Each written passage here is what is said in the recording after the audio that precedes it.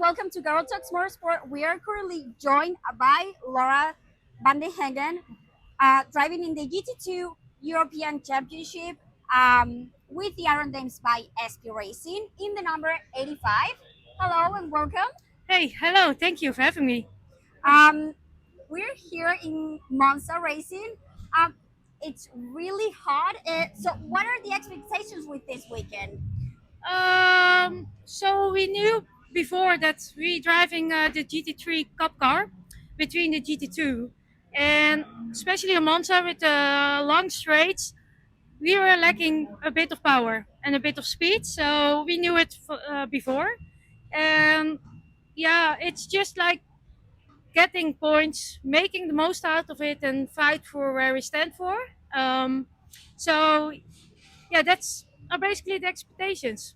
You're also joined by someone really well known in the Iron Dames Yeah, family, which is Sarah Bobby. yeah. How has driving with her been? How is the teamwork doing? So yeah, I'm first of all I'm honored to have Sarah Bovin next to me.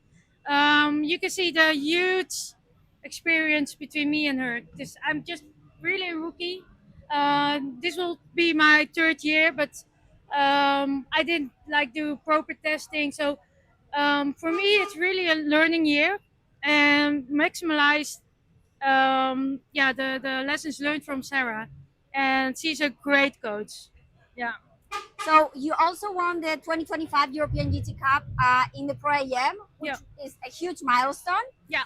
Um, when did it feel like the championship was possible to win? Um, yeah, to be honest, from the start, we were so strong at Portimao, both of us. Yeah, me matching the silver time, so we knew we were like a super strong duo. Paul was always flying, beating lap record after lap record, so we knew we can be champion from the first round, but we had some difficulties. We had the crash in Portimao and in Hockenheim, so that makes it more difficult towards the end. So, Also, looking back at your journey into motorsport, what do you think have been the biggest challenges that you have to overcome to reach professional level GT racing? so the biggest challenge is mentally, and because motorsport is 90% mentally, everybody can drive fast, basically, and because I found it with my own sponsor, so it's really hard working off track. Um, so you have to yeah put everything together, like don't think about financial the part, putting it together mentally, and when you are like have a free mindset, you're naturally fast. So that's the biggest challenge. Yeah, because people just see what happens on track, Yeah. but behind that, there's a lot of work Yeah. and there's just a lot of important stuff happening. Yeah, so I have my own job. I'm a freelancer, and I have a full-time job here, like collecting all the budget for the season. So my hours a week, and the same for Sarah. We're working so hard to get it done.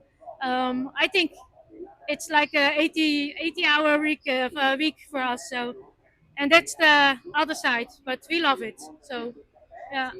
Also, how do you think has your driving style evolved since you first started racing until the point where you are now in your career? So when I started, it was already quite okay, because I started without like proper testing, and I went just right in the GT Cup. Um, so my progress was really quick, and now it's what I do now is just making sure that I'm not over pushing. So it should come naturally to the speed. So that's the mental part. Just do your thing because you can do it. Let's say. Also, is there any specific race or moment during the 2025 season where you feel proud of your performance, where you felt like you did something extra that gave you a boost? Yeah, actually, it was Paul Ricard. We had such a tough like start of the season, and Paul Ricard was super strong for me and Paul. But yeah, I needed a little confident, and it was from start to end. It was super strong. Also, going back to the Iron Dames, you Yeah, are part of a growing generation of women yeah, coming into motorsport, and um, only not only that, but into GT racing with a really high level. yeah. How do you see the current evolution of opportunities for women in motorsport? Yeah, it's growing. I think Iron Dames was pioneer. They started with the all-female car, and you see it. You see it on track. Where you go, if you go to the WEC, if you go to the 24 hours, every track, every race does have Iron Dames fans. And you see little girls wearing the Iron Dames merchandise and colors. So I knew from the start of Iron Dames starting, it's growing insanely. Then out of track, what is an aspect of preparation that fans don't really get to see, but it's as important as what you do on the track? So the preparation before the start for the race start. Yeah, in general, Yeah, something that fans don't get to see yeah, that is really important when it comes to driving. Can be before the race or even yeah. off track. So I always visualize the lap and making sure that the reference are there, that I'm quiet, that I know what I have like tasks to do, and if I have tasks, I'm more or less like free in my mind. So I always visualize. Okay, so after becoming European GT champion or GT Cup champion, what are your next goals for this season or your career in general, or the next future, like the Yeah. future, near future? So I think in this case, Sarah Bovey is like the goal. What he achieved as bronze driver. That's for me the same.